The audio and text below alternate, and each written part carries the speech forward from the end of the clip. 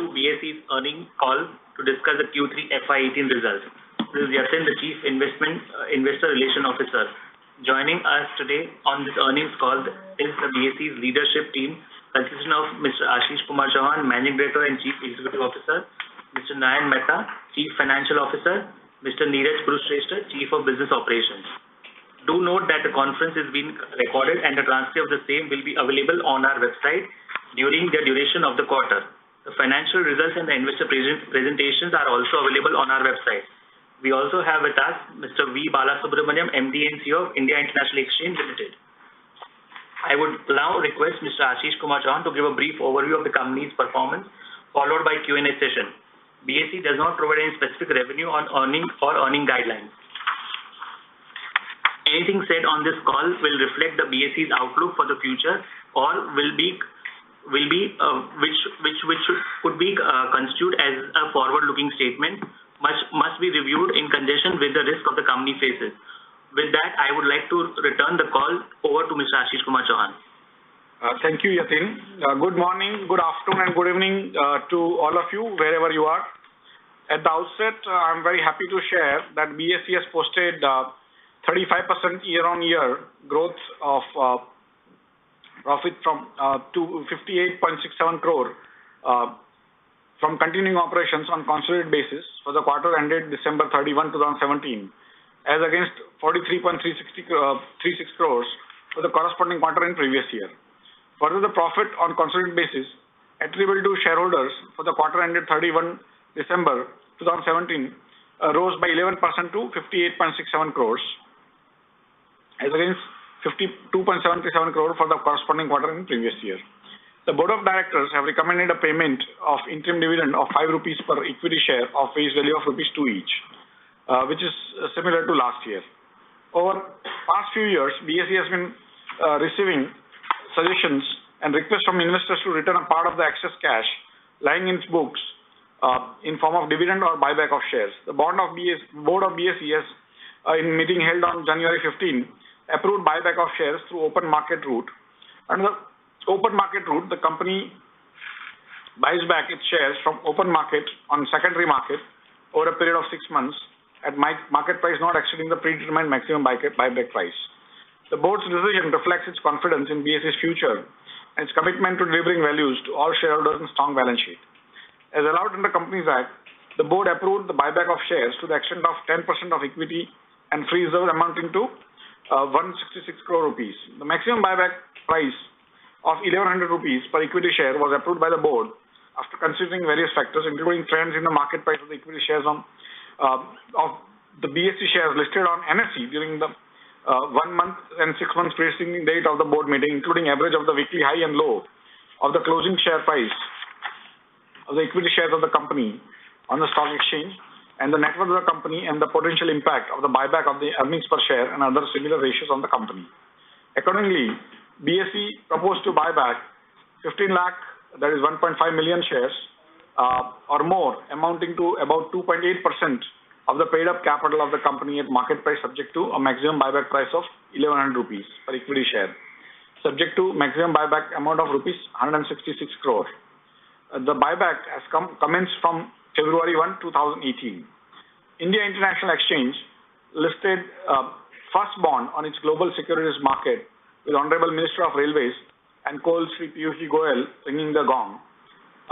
The bonds issued by IRFC, that is Indian Railway Finance Corporation, are one of the highest credit-rated bonds issued by an Indian corporate and has been IRFC's first foray into green bond market, followed by NTPC Limited, $6 billion MTN program on its global securities market. We are in talks with other public sector undertakings and private sector undertakings subject to regulatory discussions and clearance.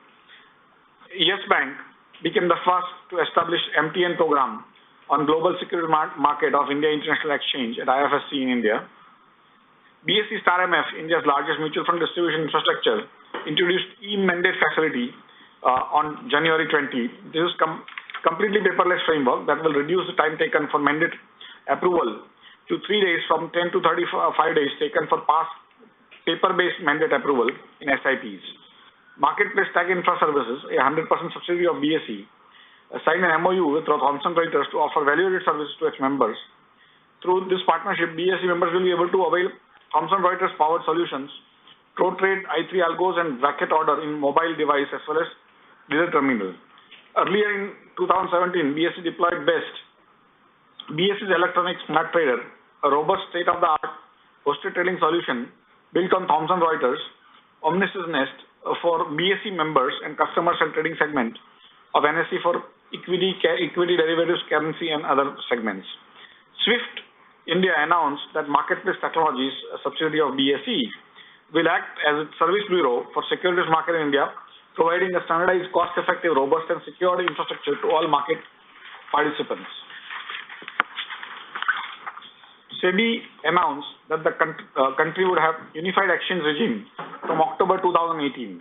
In line with preparing ourselves to launch commodity derivatives transaction, BSE started to hold mock trading session for such products recently. Trading in commodity derivatives shall be conducted on the Bold Plus trading platform, our new generation trading system. Now I'll cover the business update for the December quarter. BSE promoted India International Exchange at GIFT City, Gandhinagar. Gujarat had achieved the highest turnover of $405 million and highest number of contracts, 23,108 on January 16, 2018. The India International Exchange has 26 active members as on date and over 100 various stages of memberships processes. As on date, 122 products have been introduced on the exchange for trading in commodity derivatives, equity derivatives, and currency derivatives. The average number of contracts traded daily for the quarter ended December 31, 2017 was 6,319. India INX continues to be market leader in this segment, and the market share for the month of December stood at 71%. Our mutual fund segment, which is an electronic online order aggregation platform for investment and redemption of units of mutual funds through broking members and authorized representatives, including MFI and FFDs, has been showing superlative growth since past few years and continues to be another high growth area for BSE. This segment has seen growth of 163% on a year-on-year basis this year. The average monthly number of orders processed during the quarter ending December 31, 2017 were 14.7 lakhs as compared to 5.6 lakhs during the quarter ending December 31, 2016. BSE continues to be market leader in this segment, and the market share for the quarter ending December 31, 2017 stood at 77%. On 10 January, BSE Star MF received a record 3.1 lakh transactions on a single day, worth rupees 685 crores. I'm glad to inform you that BSE started receiving fees from some of the mutual funds for its services recently. BSE SME platform has 218 listed companies on its platform on January 15, 2018. 18 companies were listed on this platform during the quarter ended December 31, 2017 as compared to 9 in the corresponding quarter in the previous year. BSE's market share in SME segment stood at 66% as of December 31, 2017. During the quarter ended December 31, 2017, BSE's platform for electronic book mechanism, BSE Bond, for issuance of debt securities on private placement basis has completed 105 issues of bond, raising rupees 43,680 crores using BSE debt platform. Total number of issues completed in this platform since July 1, 2016 is 766. The total amount through this platform raised has been more than 353,000 crore. With respect to listing of securities, the number of companies listed with their equity capital on our exchanges as on December 31 available for trade is 3,764. BSE has the highest number of companies listed on any exchange around the globe.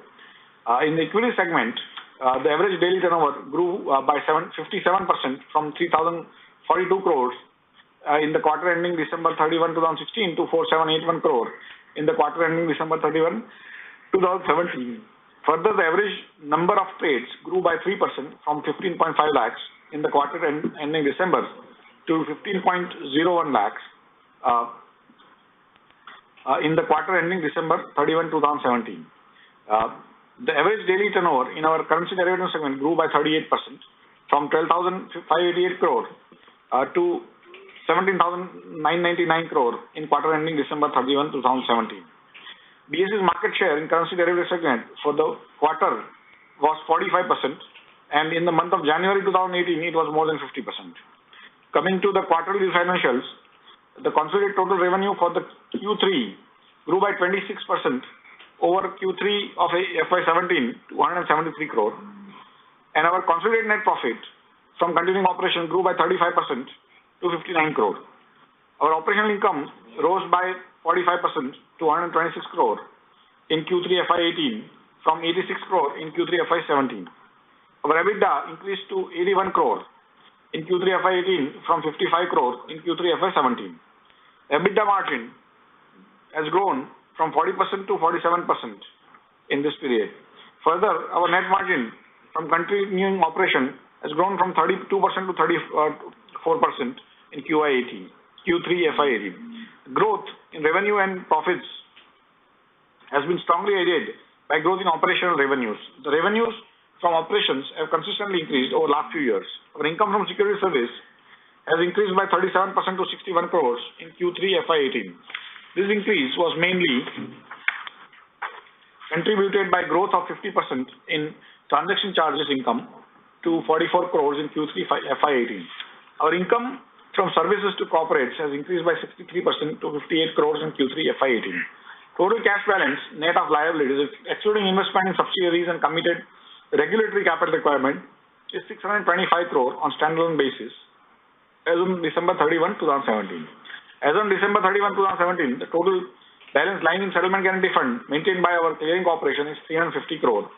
Of the same, additional contribution made by BSE in accordance with earlier SEBI regulations is 56 crore, which would be offset against minimum required corpus requirements from time to time. With this introduction, let me welcome you once again and invite all of you for question and answer. Thank you very much. Thank you very much, sir. Opening the lines for question and answer session. At this time, participants, if you wish to ask a question, please press *1 on your telephone keypad and wait for your name to be announced.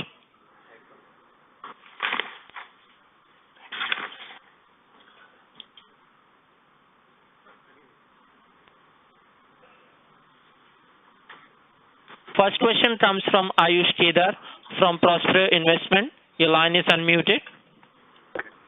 Yeah, thank you for the opportunity, sir, and congratulations on good sets of numbers. Couple of questions. First, on investment income. The investment income of BSE Q on Q on YOY also has decreased. So it is due to mainly what has caused this. Is it due to M2M provision, yield decrease, or investable fund decrease? Can you throw some light on that? Yeah, Nayan Mehta here. As far as Q-on-Q and YOY decrease in investment income is concerned, that is primarily due to M2M. We have made investments in fixed maturity plans where the rate of interest is fixed for over a period of time. However, because of the yield changes during the quarter, this M2M, we had to mark to market this the investments, and that is one major reason. There was one more reason, is that in the last year we had sold some bonds and in one of our group companies, which is no longer recurring in this quarter. So that is the cause for this difference, and that's the reason. So is it mainly due to mark-to-market provision? Yeah, mainly due to mark-to-market provision. Okay, and next, sir, on technology cost, we had seen a rise in the technology cost. So is it related to commodity which we are setting up, or INX related, or other subsidiaries? IT costs are a function of a lot of development which happens and a lot of capitalization which has happened over the last few years. And so we need to maintain those assets, and we need to incur more expenditure on the same. So IT costs are basically on account of increased costs on our regular IT requirements. Okay. So it will be a run rate in upcoming quarters, or what will be the run rate for that? More or less it will remain constant at this level for the next few quarters, I believe. Okay. And lastly, sir, on INX losses, how much the INX has incurred the losses in this quarter? And secondly, contribution toward liquidity enhancement, how can it be scaled up to for a quarter?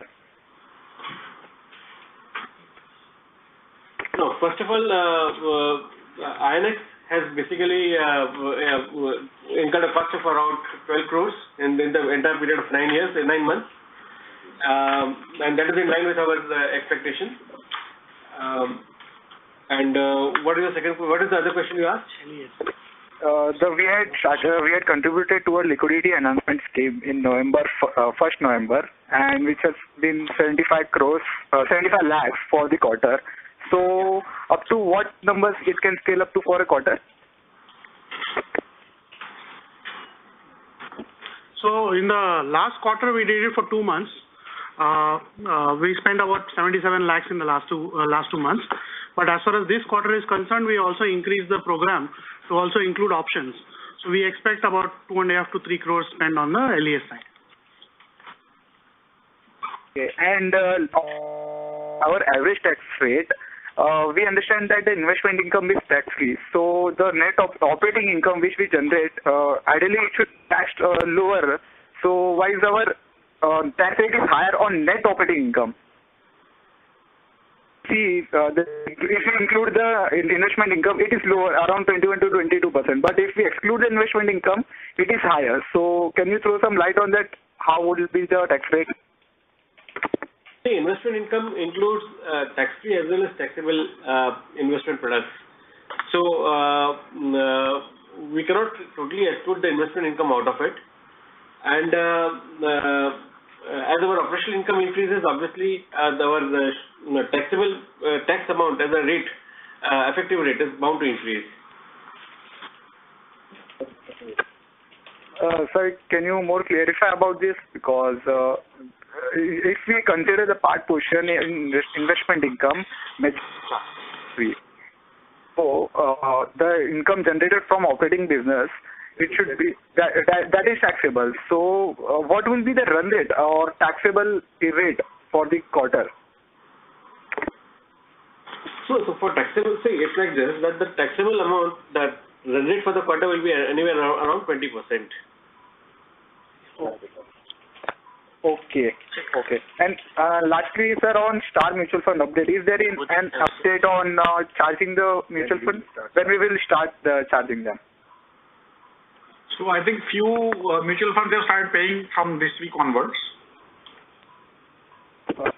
Sorry, sir. Can you repeat that? A few mutual funds, AMCs, okay, have started paying this week onwards. Okay, so the other should be followed in upcoming quarters. We hope. Okay. So this income, operating income, also includes the income from mutual funds, which in Q4 the income which will be included will also include the mutual fund income. So in Q4, I mean in this quarter. Yeah. Okay. And sir, lastly, please post the investor presentation because we couldn't find the investor presentation. Yes, I believe it's posted now. We'll just check it out. I think it should have been posted by now. Okay, no problem. Thank you, sir. Thank you, Ayush. Next question comes from R. Narayan, individual investor from Mumbai. Your line is unmuted. Hi, Ashish and team.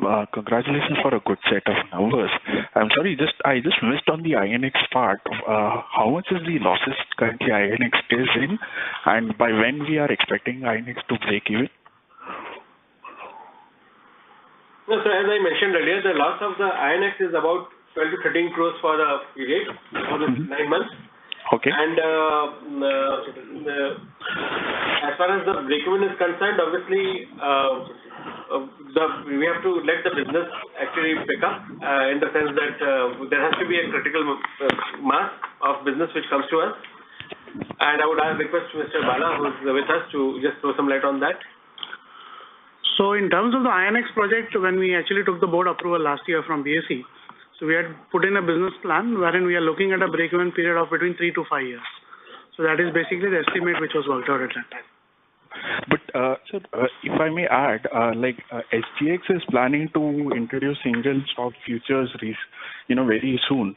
So do we see any kind of impact on that for the INX trading also? So, incidentally, yesterday in the budget, there have been quite a few SOPs which have been given to the IFSC exchanges, which will benefit the INX. One of the big things was that in Singapore, foreign investors, when they traded in derivatives, they didn't have to pay any kind of capital gain, either long-term or short-term. Now, the same benefits have been extended from April 1, 2018 in the IFSC exchanges. So, India INX will now get a level playing parity with Singapore. So, now we can actually look at competing with them on a level playing basis. Sure, sir. And with regards to the long-term capital gain tax which was introduced yesterday, could we actually explain how that would affect us on the equity and cash segment for the non-exclusive segment, and either ways, non-exclusive and exclusive segment both in the cash and derivatives? We don't see too much of an issue going forward on either side. I'm just trying to understand how that would translate in terms of, the compliance and the operational costs for us. It reduces our compliance and operational cost drastically.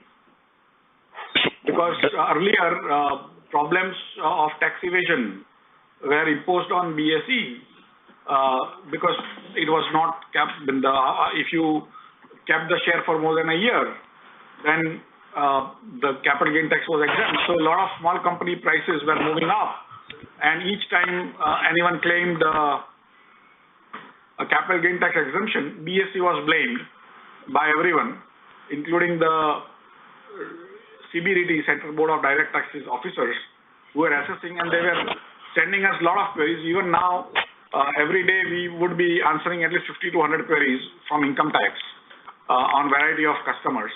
And so that's probably once they start paying, this entire cost should come down, because then the department doesn't have to take us as BSE as people who are encouraging such tax evasion methods.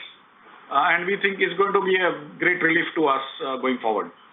So would it be possible to quantify the, on a per transaction basis, how much is the cost that would be actually saved? Just some sort of a rough figures. It is very similar to quantifying the love and affection. Sure, sir. And last question with regards to the universal commodity exchanges. You mentioned that you had started some mock trading. Where do you see that down the line, and are there scope for any inorganic growth given the kind of cash that we have in hand? Basically, we plan to start as soon as we are allowed, which looks to be possible earliest by October 1. We have prepared ourselves for last 2.5 years and have been waiting. And now that it is looking possible, we have started doing the mock trading. And it will give people hands-on understanding of how it's going to happen in BSE. But we do not have any idea of what kind of numbers that will be attracted to BSE vis-a-vis other exchange. In terms of inorganic growth, we do not currently see any possibilities. But if any opportunity arises, we'll have to evaluate based on the merit of the case, and we may have to figure out. But currently, we are not on the lookout.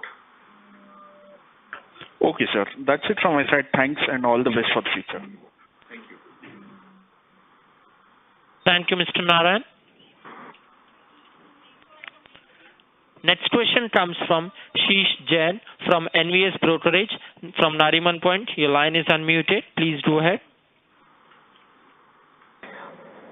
Good afternoon. This is Nalin Shah from NVS Brokerage. First of all, I think congratulations for a decent set of numbers. I just want to have some broad question that looking to the various, the stream of activities like equity, derivatives, and what you call the currency, as well as the now SME exchange and whatnot.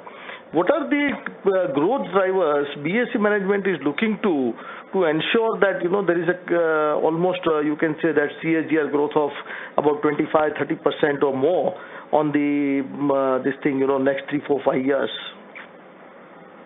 You mentioned some of them, and some of them you did not mention, like GIFT City, Gandhinagar, commodities, mutual funds and all. Yeah, why I did not mention GIFT City? We have not given anyone any indication that there is going to be CAGR of X% or Y% or Z%. So that might be an sort of a conclusion you might have derived out of your own imagination, but BSE has not such indication given to anyone. No, I am not saying that I have derived any this thing. Neither I have said that you have given any kind. My point is, as an investor, like we talk to the other companies which are diversified companies, we talk to them and we request them to comment on what are the growth drivers they are seeing in their field, so that they can improve the the top line as well as the bottom line of this thing from the investors angle I am talking about. Correct. So I think you mentioned 3-4 and I mentioned 3-4 more. Correct. Now, why I did not mention about the GIFT City, because I think Bala has already commented that it will take at least 3 to 5 years to break even, and that's why I didn't say anything about the break even, the GIFT City. Fair. But the growth can be in volumes also, in addition to the absolutely revenue. Yeah, correct.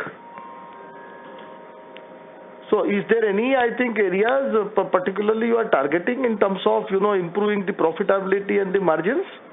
We are targeting all of these areas. Okay. So there is no specific plan as such? No. Okay.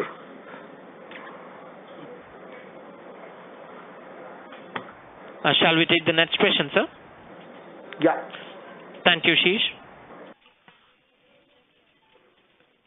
Next question comes from Rohit Balakrishnan, individual investor from Delhi. Your line is unmuted. Please go ahead. Thank you. Could you talk a bit about your strategy on the commodity derivative side that you plan to launch? What are the kind of spends that you're looking at once you start? Our current strategy is to run the new markets on our own technology platform. So our marginal cost of implementing technology for the commodities is going to be pretty close to nil going forward. At the same time, to attract volumes, we might have to basically do marketing and sales. And as and when we get into that business, that framework will evolve. But it is safe to say that we may end up spending 5 to 10 crore a year on the marketing and sales for commodities for next 3-4 years going forward. And if we get good traction, then we may be able to recover our money and make more profits out of that. And would you be also extending the liquidity enhancement scheme there? Any thoughts on that? And would you also be looking to charge, or like the other platforms, other products that you have which you are not charging right now, would you look at that as well to begin with? Yeah, basically we will have to, closer to the date, we'll have to figure out what is it that is possible, what is it that is allowed. And on that basis, we'll have to manage our sort of activities, because ours is a highly regulated basically activities. So right. In certain areas they allow us to do a liquidity enhancement scheme, certain areas they don't. And so we'll have to figure out what is possible, what is not, and also what is commercially important, and then we would move around according to that. Okay, got it. That's all from my side. Thank you very much. Thank you. Thank you, Rohit Balakrishnan. Next question comes from Neelanjan Karfa from Jefferies, Mumbai. Your line is unmuted. Please go ahead. Ashish, good afternoon. Good evening. Could you comment on the, what you have planned on the commodities side? How do you plan to, attract clients, for example? Because obviously there is one large player already existing and one large player which is going to enter the market as well, along with you. So we think we have a good technology. We think we have a similar sets of members as the so-called large player. And so effectively our cost of technology is also pretty low compared to incumbents. And we think the current incumbents don't have great technology. And they are also struggling with the technology providers. So put together, this is one area where we think we have been able to score even in currencies, where there were two incumbents. Correct. And today we are larger than those incumbents. And so we think it's possible to do. And so technology seems to be our main differentiating factors. And our distribution framework of stockbrokers across the country is going to be another differentiating factor. And their ability to trade on easily on BSE, because they are used to BSE technology, might attract them to BSE compared to other incumbents currently trading in this market. Right. A little more elaboration on what you mean by technological, where we gain on technology versus another player, if we can get a little more clarity. See, currently our scale of operations is possibly one of the largest. We can handle 500,000 orders a second. Okay. Which is like 3 crore orders in a minute. Sure, yeah. Which is like 180 crore orders in an hour, and around around 1,000 crore orders in a day of 6 hours. If you take commodities, then it would be even larger because the larger trading hours are there. Yes. And so those kind of orders requires basically why are they required? And the speed at which we offer this kind of scale is around 6 microseconds. In 1 second, there are 10 lakh microseconds, 1 million. Correct. So we give you a response at 150,000 a second. This is the fastest in the world. The nearest fast exchange in the world is around 60 microseconds at Singapore. And so we are severely fast and severely scalable. Why it is required is because in options market, you need 60, I think. Pardon? You need 60 kind of different products, right? Between the... Not only that, each time an underlying price changes, all those orders have to go in and go out. Right. And so literally you have 60 orders getting, or 60 or 120 orders getting cancelled and new orders getting in. And if the software of a company or an exchange is not tuned for that, then it becomes very difficult to handle for them options business. To give you an example, suppose you go to, you must be familiar with Bombay. So if you go to, Phoenix Mills, which is house to Big Bazaar, yep. If they are getting 2 lakh customers or 2 lakh walk-ins in a weekend and 40,000 people buy, then it's called order to trade ratio of around 5:1, 2 lakh by 40,000. Imagine suddenly on a weekend, 2 crore people come and 40,000 people buy. Then the order to trade ratio will become from 5 to 500. Right. But your income remains still the same. Correct. So you'll have to change the entire structure of the Phoenix Mills, otherwise there will be stampede, right? And that is what happens in the technology also for a stock exchange when you start trading options. That you are used to 5:1 or 2:1 or 3:1 kind of order to trade ratio in futures and stocks. And suddenly you go into 1,000:1, 2,000:1 kind of numbers. Right. And for that, the number of computers required, the speed required are all of different caliber, right? So that's broadly, although not exactly, but broadly an explanation of why the technology is slightly different at that scale. Right. So we're using our existing Bold Plus system, right? Yes, please.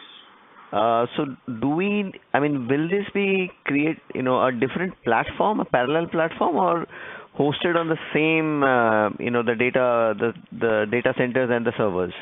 Absolutely on the same. Okay, so that means the amount of cost that goes into this may not be high. As I said earlier in the beginning on somebody's question, our marginal cost of setting up the commodities market will be close to zero. Right. Okay. And right. And on the capital side? That's what I'm saying. Capital side. The operation side, they use the same trading, clearing, settlement, IT people. Okay. But for sales and marketing, whatever money we need to spend, we will have to spend. Right. And on the margin fund that we need to keep, the clearing fund? Again, the clearing corporation is reasonably capitalized, so there is no expected marginal increase from our side to be paid there, at least in the beginning. Right.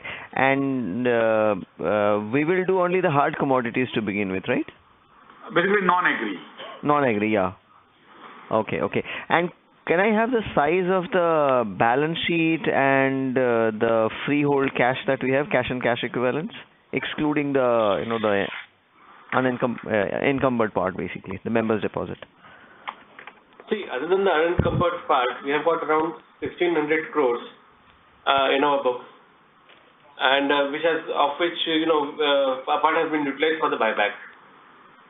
Okay. At this point, how much have we used back? As mentioned in the speech, we are doing a buyback of 166 crores. Right. Okay. Okay. I'm sorry, I joined a little later, actually. Okay. Thank you. Thank you so much. Thank you, Nilanjan. Next question comes from Deepak Malhotra, TPG Consultancy from London. Your line is unmuted. Hello. Yeah. Ashish, just one question. You mentioned on the future growth opportunities.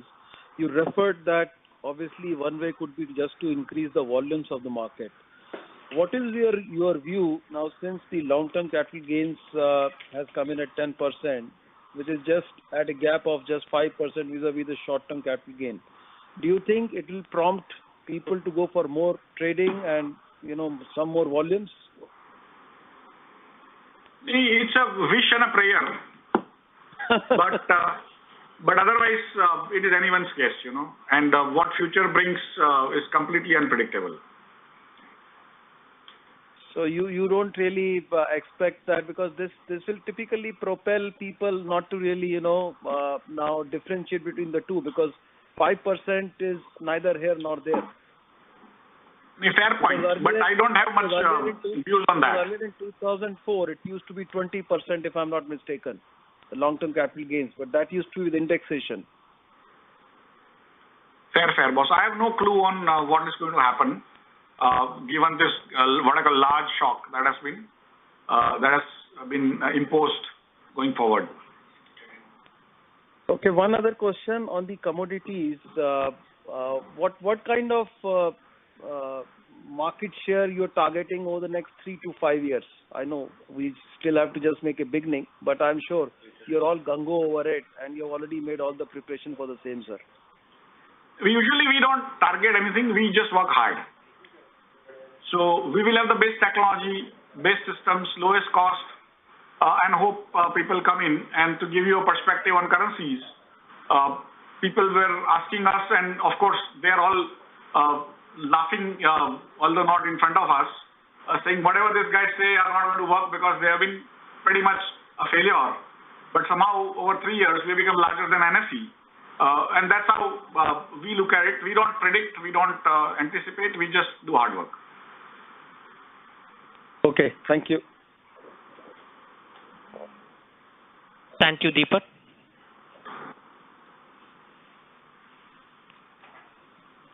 Next question comes from Rahul Jasani, ICICI Securities from Mumbai. Your line is unmuted. Sir, I wanted to ask that you mentioned that you have started charging the AMCs for mutual fund investment. So I wanted to ask if AMFI is now okay with you charging for the services that you provide of the technology and platform for mutual fund investments? AMFI is not okay yet. So then do you expect this to continue, or grow to more AMCs, or do you expect this to be only very selective about the AMCs? No, almost all of them are on BSE. Some 8 people have agreed to pay us despite AMFI not wanting them to pay. And so it's ultimately you're a member of a club, right? A member of a club, club says don't pay to your milkman. And if you are unethical, you will tell your milkman that I don't want to pay you because although I drink your milk, but I don't want to pay you because my club has said I will not pay you. And the agreement is between your milkman and yourself, not between milkman and your club. Right. Club, right? And so it's basically that's the process in which some people have said that okay, we will become ethical, and if we drink the milk from you, we'll pay you for the milk. And that's how it's happening, right? Right. But I think that the way I was asking is you had even done this earlier during the time of IPO, I think so. But then again, you discontinued. So do you see again that AMFI will protest to it or? AMFI does protest every day, but these 8 guys somehow have decided. One of the reasons seems to be that when we were doing IPO, probably we were 8% of the market. Today we seem to be 20% of the market. And probably, as per the indications, we are probably 50% of the new customers coming in. So that gives us some sort of level playing field, so to say, against people who want other people to act unethically. Right. And if I may ask, what are the charges? What is the quantum of the charge that you do? It's a slab-based charging. So if a fund sort of transfers less number of orders to us or orders through us, then we charge them say 25 or 30 rupees per transaction. And if it's very large, it could come down to as low as 6 rupees per transaction. Okay, got it. So it's not an exorbitant number. It is basically saving them close to 200 to 300 rupees per transaction. But somehow, sometimes clubs flex their muscles just to look fit and stay fit, Right. Okay. And secondly, on commodity derivatives, you said you started mock trading sessions. So just wanted to ask, how has been the response to the mock trading sessions, considering that there is already an incumbent in the market? So how has been the response to your system and your technology? Yeah, our technology is actually used by them every day for the currencies and other equities and other areas. So they are comfortable with that. It's just how the trading in commodities will look like. I mean, how to set up a contract and stuff like that, which again they are used to in currencies also and equities also. So it's not very different, or in fact, it's not different at all. And so they are going to have on the same screen even commodities coming up. So whoever gets a time in the evening ends up logging in. And I can tell you that they may be trading infinite amounts, but those infinite amounts are actually of no consequence because they are fake. Right. In mock trading, if you take those things seriously, then it's what I call, it's like Bitcoin being taken as a currency, Got it. Just the last follow-up. So these commodity derivatives that you are introducing, you said you will introduce in non-agri segment. So is there any specific contract that you are looking at, any specific commodity that you are looking at to start with? Standard non-agricultural products like bullion, petroleum and crude and other stuff. Okay. Base metals and few others. Got it. Okay. Thanks a lot, sir. Thank you. Thank you. Thank you, Rahil. Next question comes from Ashish Chopra from Motilal Oswal, Mumbai. Your line is unmuted. Please go ahead. Yeah. Sir, hi. Thanks for the opportunity. So my first question was really around the liquidity enhancement scheme. I wanted to know, just if you could elaborate on the plan on this scheme in terms of the duration and the amount that you may end up with over here investing. This is for India International Exchange, right? Right. So on the India International Exchange side is Vala here. So we have taken a approval from the board for about 4.42 crores for spending till April 15, but we are actually spending much lesser than that. Okay. So the plan is not to continue beyond that, or would you reconsider it at that point of time? So depending upon the competition and the situation and what the regulator does, at that time we will react to that. Got it. Okay. And secondly, I just wanted to get your thoughts on the interoperability of clearing corporations. I think sometime around 1 month back or so, when SEBI again, apparently, as per some news, floated a paper seeking opinions on it. Just wanted to understand, how would you weigh a probability on that eventually coming through? And do you see that there are some timelines around which this may see light of day? See, this is basically an outcome of the KV Kamath committee, which was set up around 5 years back, which submitted their report around 1.5 years or 2 years back. And so these are all long-term processes, and it's not easy to predict actual implementation and them getting converted into regulations in a short time. I understand. But if you could just share your thoughts on, what are the problems and what are the benefits of such interoperability, which are currently, which may be debated or mentioned by the experts who've been working this out. Basically, interoperability is a standard practice now, mandated by regulators in Europe, right, to some extent in US, and to some extent the Hong Kong, China interconnect and all are working on the similar principles. There are models available which are working well, and so there are no apprehensions, but usually an incumbent monopolist would resist it, and the non-monopolists, the smaller ones, will want to have it. And so depending on who is able to sort of convince the regulators and how the regulator sees the situation, things get sort of implemented or not. That's understandable. Yeah. That's it from my side. Thanks and all the best. Thank you, Ashish. Next question comes from Sai Kiran, RW Advisors, Mumbai. Your line is unmuted. Please go ahead. Hi. Thank you for taking my question. Two things. One, on the mutual fund side, on incremental market share basis, seems like the transaction volumes you guys are losing market share. Can you explain the reasons behind it? As a follow-up, you mentioned that 8 mutual funds started or agreed to pay you up. So what percentage of your total transactions these mutual funds constitute? And the second question is on the SME exchange as well. Seems like the pace of listings and also the market share is declining, is in a declining trend. Can you explain what are the reasons behind it? Thank you very much. SME. So SME, basically, in a sense, the market share is declining, but absolute terms are increasing because NSE has also picked up well. And that's a good sign for the overall scheme of things, that absolute numbers will continue to expand going forward. In terms of mutual funds, these 8 are smaller ones. They account for probably 5-6% of the total volumes. And so it's not very large, but the beginning has been made. And also, can you, this 5-6% of your volumes, right? Correct. Okay. And can you explain on the market share as well on the mutual fund transactions on an overall basis? Currently, we do around 19 lakh transactions in a month, which is, people tell me it's close to 20% in terms of the value terms of the overall sort of inflow and outflow of a mutual fund industry. But I could be off the mark by some points. Got it. And just a clarification, you mentioned in earlier question that what is the cash available unencumbered? Can you just repeat that, please? I just missed that. That is 1,600 crores. 1,600.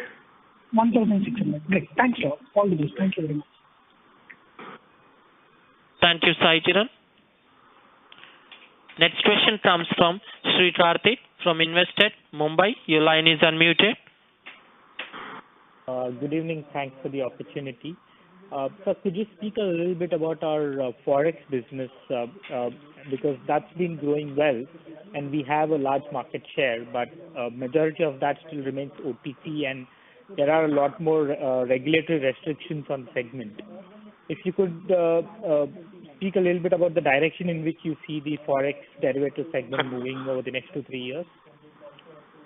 See, we are largely into organized, what I call standardized markets. So what remains OTC may still remain, but some of that overflows into the organized market like ours, and that is true internationally. So most transactions in terms of values may happen on OTC basis, but many of them are then reflected onto the organized markets because of the ability or need for hedging by the people who are giving those transactions to their customers. That is largely banks and others. So that's how this business works internationally. Okay. And the second follow-up question is more on our listing fees and and the exclusive segment. We've seen a sharp drop in our number of companies listed. Does that have any impact on our listing fees? So these companies which we have delisted were not paying listing fees for more than 7 years, and they had been suspended. That is, they were not even trading, and they were not complying. So effectively, they were not giving us any revenues, nor any kind of trading at all. Right.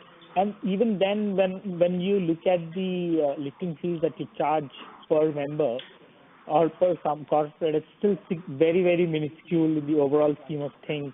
Would you agree that you can continuously increase the listing fees over the next few years? It's a good thought, but India is a poor country. And the richest people also haggle on the smallest amounts, especially on the small amounts. Right. Okay. And my last question, sir, is, there's been some introduction of long-term gains, capital taxes, etc. On the STT front, which has been a huge friction in the overall scheme of things, hypothetically assuming there's some relaxation on that, would that help us in any way?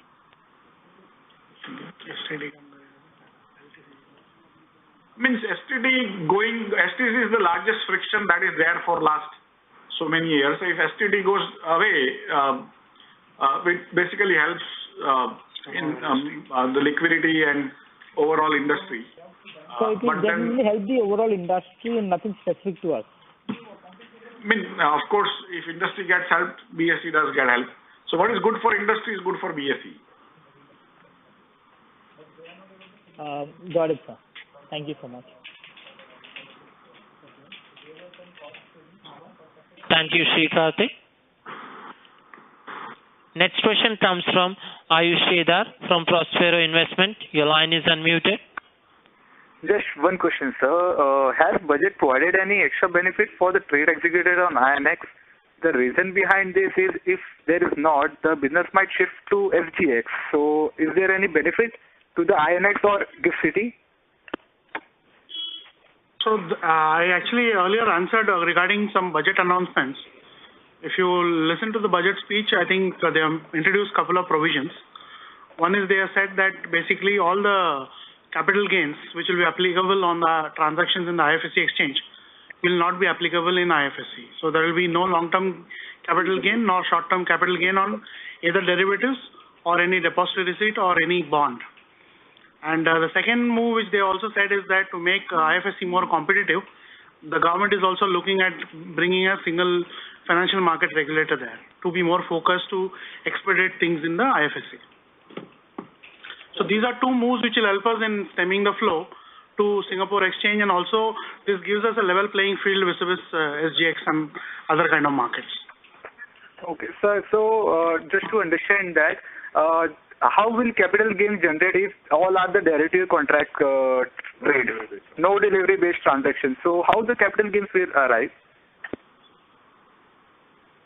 No, in a derivatives case, for foreign investors, FIIs or FPIs, any benefit or any loss is considered to be a capital gain or a capital loss.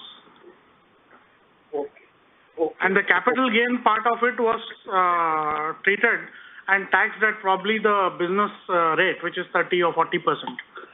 Now that part of it is gone completely for all the non-resident investors. Okay, so it will be taxed at 9%. No, for non-resident investors who are not even in GIFT City, they are customers. So they don't have to pay any 9% MAT or anything. MAT is applicable only to the IFSC entities, which are the broking firms in the IFSC. Okay, got it. So it will be zero for them. So effectively it's 0 here and 0 at Singapore. It's the same rule now. Okay, thank you so much. Thank you, Ayush.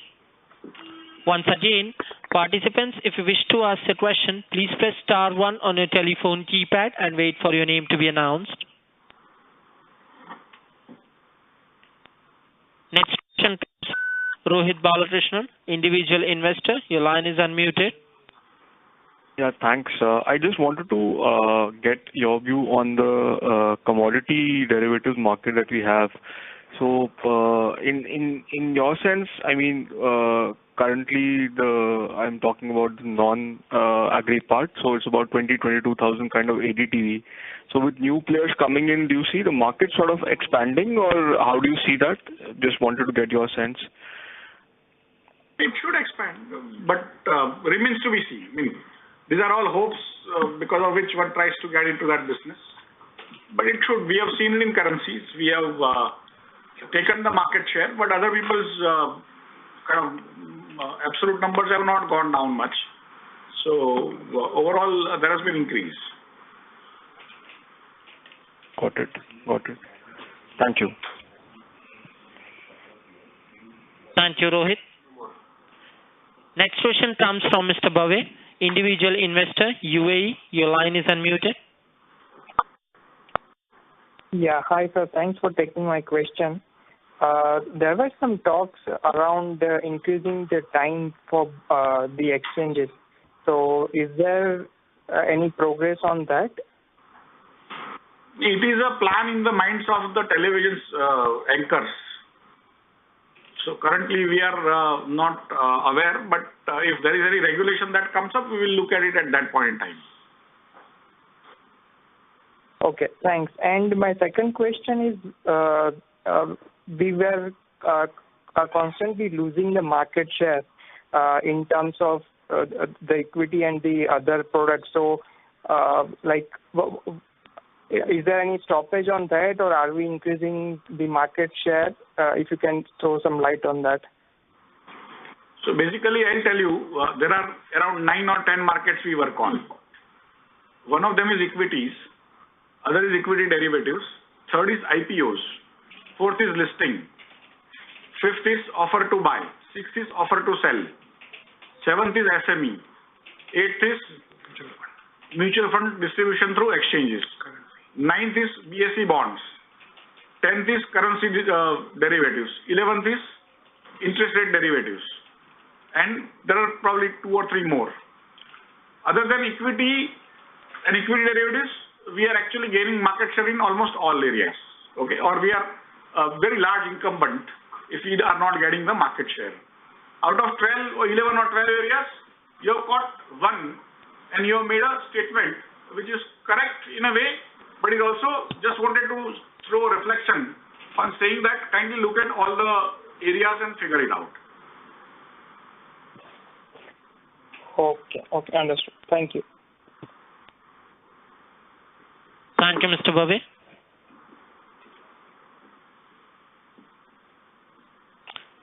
As there are no further questions from the participants, now I would like to hand floor back to Mr. Yatin Padia for the final remarks. Thank you, and over to you, sir.